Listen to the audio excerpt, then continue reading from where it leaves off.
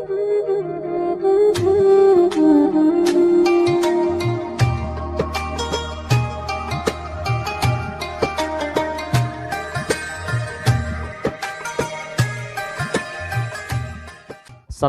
warahmatullahi wabarakatuh. Alhamdulillahirabbil alamin wa bihi nasta'in ala umuri dunya waddin. Asyhadu an la ilaha illallah wahdahu la syarikalah wa asyhadu anna Muhammadan abduhu wa rasuluh la nabiyya ba'da.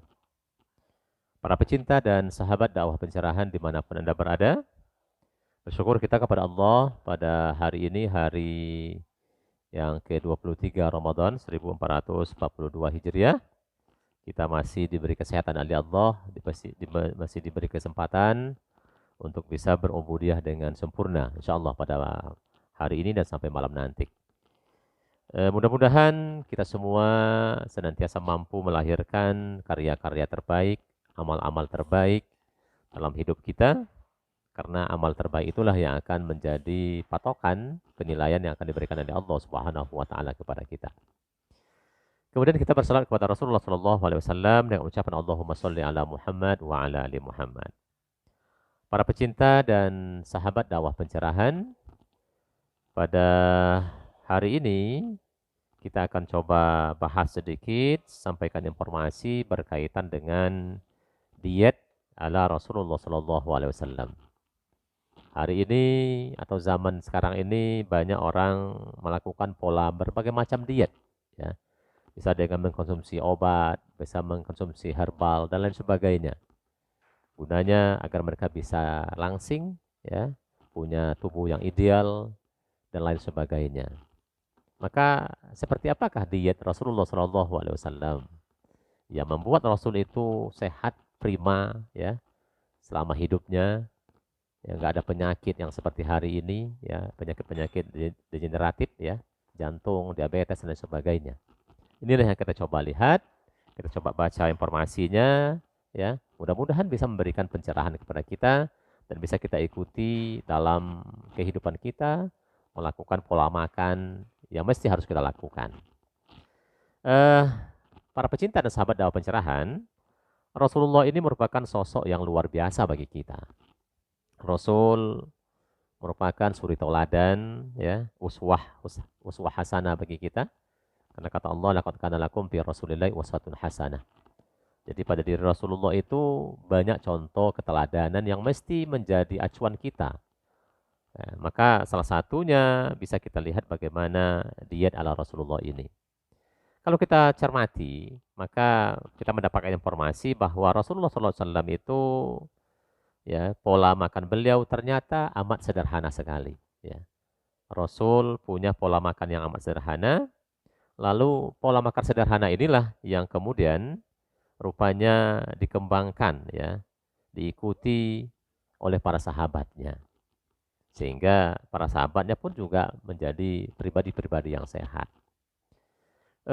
Ternyata kaum muslimin yang berbahagia, kesederhanaan pola makan inilah yang pada akhirnya membuat Rasulullah SAW tidak mengidap penyakit berat, ya, seperti hari ini banyak kita temui di masyarakat kita.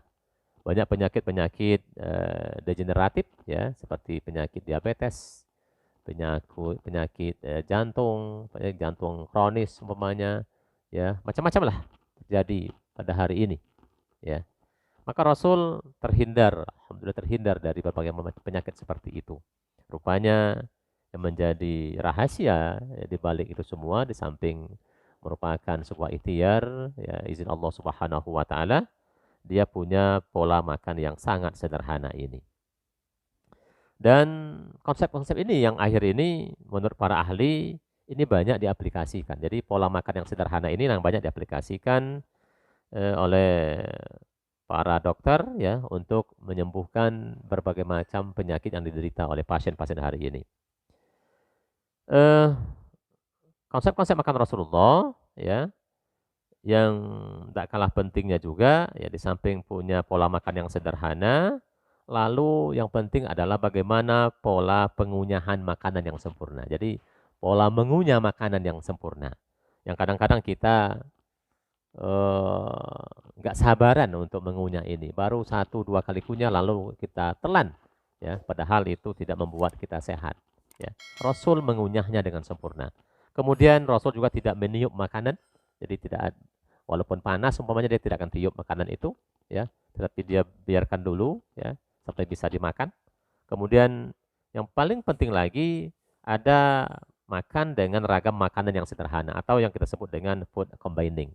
Ya, bagaimana makan Rasulullah itu dengan ragam makanan yang sederhana. Bukan ragam makanan yang mewah-mewah, tetapi ragam makanan yang sederhana. Nah, konsep inilah yang kemudian digunakan menjadi pola-pola diet ya, yang sesungguhnya sudah dilakukan oleh Rasulullah dan hari ini banyak dikembangkan oleh para dokter ya. Karena memang hari ini banyak kita temui masyarakat kita ya orang-orang yang punya badan yang ya gemuk ya, nggak seimbang dengan berat tubuh dengan tinggi badannya ya, berat badannya tidak seimbang dengan tinggi badannya, nggak ideal ya. Maka kalau kita coba lihat beberapa penelitian ya berkaitan dengan mengunyah makanan ya, seperti apa sebenarnya mengunyah makanan itu. Rupanya ya mengunyah makanan yang benar ya, dan mengunyah makanan yang lama itu akan mampu memberikan efek kesehatan pada tubuh kita ya. Hal ini dibuktikan oleh sebuah penelitian yang dilakukan di Amerika Serikat ya. Penelitian itu yang melibatkan 30 responden dan hasilnya cukup signifikan ya. Ternyata mengunyah makanan yang benar ya, lama, tidak terburu-buru dalam jangka waktu yang cukup lama mampu mengurangi jumlah kalori yang dikonsumsi sebanyak 70 kalori. Nah, ini. Jadi kalau kita mengunyah makanan itu dengan benar, lalu tidak terburu-buru, artinya lama kita kunyah, ya, dalam jangka waktu yang cukup lama, ini mampu mengurangi jumlah kalori yang dikonsumsi sebanyak 70 kalori. Begitu juga hasil ya disampaikan oleh Hiroshima Shinya, ya seorang dokter berkebangsaan Jepang, ya menyatakan bahwa mengunyah makanan hingga 30 sampai 50 kali mampu mengaktifkan dan mengoptimalkan fungsi enzim dalam pencernaan manusia. Jadi kalau kita mengunyahnya minimal 30 sampai 50 kali kata Hiromi Shinya ini itu mampu mengaktifkan dan mengoptimalkan fungsi enzim. Di mana enzim itu sangat dibutuhkan ya oleh tubuh kita. Bagaimana nanti untuk membuat makanan itu bisa lebih lembek, bisa lebih mudah dicerna oleh pencernaan kita. Nah, maka berdasarkan penelitian ini ya disebutkan bahwa mengunyah permen karet pun ya, walaupun kita makan permen karet itu kunyah, itu juga mampu meningkatkan potensi otak. Nah, ini luar biasa juga. Jadi walaupun hanya permen karet yang kita kunyah, lama kita kunyah itu kata Hiromisinya ini itu mampu meningkatkan potensi otak kita, lebih cerdas nanti kita dibuatnya. Jadi, maka mari kita kunyah makanan itu dengan benar dan tidak tergesa-gesa sehingga nanti akan memberikan manfaat bagi tubuh kita dan bahkan bisa membuat otak kita menjadi cerdas. Nah, ini rahasia kenapa Rasulullah ya melakukan pola makan seperti itu ya kan, mengunyah makanan lama ya 30 sampai 50 kali kemudian baru ditelan. Ya. Itu yang pertama. Kemudian untuk menjaga pencernaan agar tetap baik adalah dengan metode kombinasi makanan atau yang kita kenal tadi dengan food combining. Ya. Metode ini sederhana sebenarnya, bukan artinya kita perlu makanan-makanan yang mewah, ya. Ada daging, lalu ada lagi telur, ada lagi apa, ya. Atau juga ini ada masakan ini ya, gulai, lalu ada lagi masakan yang rendang macam-macam, bukan seperti itu, ya. Cukup sederhana saja. Caranya bagaimana? Ya. Yang perlu kita ingat bahwa jangan mencampur jenis makanan yang sama pada satu waktu kita makan. Umpamanya, jangan kita campur makan atau jangan kita makan karbohidrat dengan karbohidrat. Umpamanya kita makan nasi dicampur dengan kentang. Nah, itu kan tidak bagus karena nasi karbohidrat, kentang juga karbohidrat. Ya, begitu juga jangan makan protein dengan protein.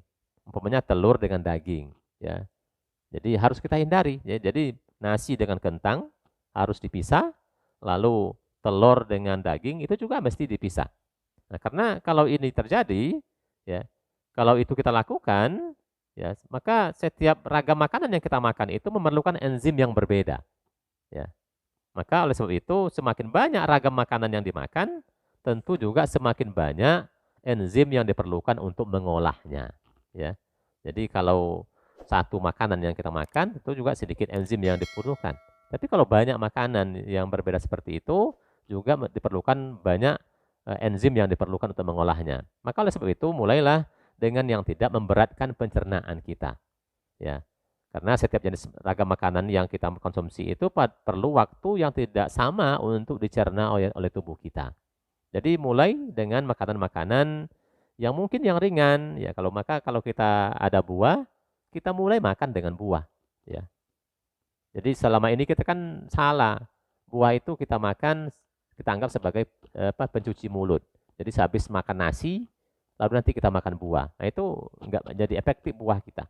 Jadi mestinya buah itu di awal, ya. Jadi yang tidak kalah penting dari konsep food combining ini adalah seseorang diwajibkan untuk mengunyah makanan hingga mencapai konsistensi yang berair, ya, baru boleh menelannya. Jadi dalam bagaimana kita menerapkan ragam makanan itu, yang terpenting lagi adalah mengunyah makanan itu sampai dia berair. Jadi kalau kita makan nasi, kira-kira sudah rasa berair, dia baru ditelan. Kalau kita makan ikan, bagaimana kita kunyah terus, ya, atau sayur kita kunyah terus, ya, sampai dia berair baru ditelan. Nah, apa gunanya itu? Agar proses pencernaan dan penyerapan nutrisi berjalan secara efektif. Nah, ini gunanya. Jadi kita diminta untuk mengunyah makanan itu, ya, sampai berair baru kita telan agar penyerapan nutrisinya bisa efektif. Banyak dokter di negara barat, ya, yang sudah merekomendasikan pola seperti itu, pola food combining ini. Oleh sebab itu, ya kan, kita disarankan untuk mengkonsumsi makanan yang mengandung air terlebih dahulu, baru kemudian dilanjutkan dengan mengkonsumsi jenis makanan yang lebih sedikit mengandung air. Jadi kalau buah itu kan mengandung air, maka buah kita makan dulu, ya, baru kita nanti baru lanjutkan dengan makanan yang sedikit mengandung air. Maka dengan pola makan seperti itu yang dicontohkan Rasulullah, yang pola makan sederhana dan kunyahan makanan yang sempurna, sebenarnya kita sudah mampu membantu pencernaan kita untuk lebih optimal lagi dalam mencerna makanan. Maka inilah salah satu cara diet yang sederhana, ya, cara diet yang sederhana yang dibuat oleh Rasulullah, yang dilakukan oleh Rasulullah sehingga beliau, ya, punya tubuh yang prima, ya, sehat, ya, tidak mengalami atau tidak menderita penyakit-penyakit yang hari ini luar biasa, ya, banyaknya penyakit yang diderita oleh manusia. Maka mari kita coba lakukan ini, ya, makan dengan pola makan yang sederhana, mengunyahnya dengan banyak, ya, kemudian mengunyahnya itu sampai berair, lalu baru kita telan. Kemudian food combining, jangan kita mencampur daging dengan telur, atau juga nasi dengan kentang umpamanya. Artinya karbohidrat jangan sama karbohidrat. Karbohidrat dengan protein, ya. Jangan karbohidrat sama karbohidrat. Maka kalau kita mampu seperti itu, para ahli sudah katakan kepada kita bahwa baiknya perut, maka membuat baiklah semua kita, tubuh kita ini. Tetapi kalau rusak perut kita, maka rusaklah semua tubuh kita. Jadi semua penyakit itu sebenarnya, ya, bermuara dari kondisi perut kita. Kondisi perut kita itu bermuara pada makanan yang kita makan, ya, atau pola makan. Nah, kemudian yang penting juga, ya, cara diet Rasulullah itu adalah makan jangan terlalu kenyang atau jangan terlalu penuh atau sampai kenyang kali, ya. Makan, ya, jadi makan sebelum lapar, maka berhenti sebelum kenyang. Nah, itu yang paling bagus, ya. Karena nanti kalau sudah sekenyang-kenyangnya kita pun lemas, sehingga juga membuat kita lemah, ya, lelah, kemudian juga organ-organ pencernaan kita juga akan kelelahan untuk mencerna makanan-makanan itu. Apalagi, ya, kita selalu meminum air yang dingin, air es. Kemudian juga banyak bicara ketika sedang makan. Itu juga tidak boleh, ya. Jadi sedang makan, ya, kurangi bicara, kemudian jangan minum minuman yang dingin atau minum minuman yang es ya.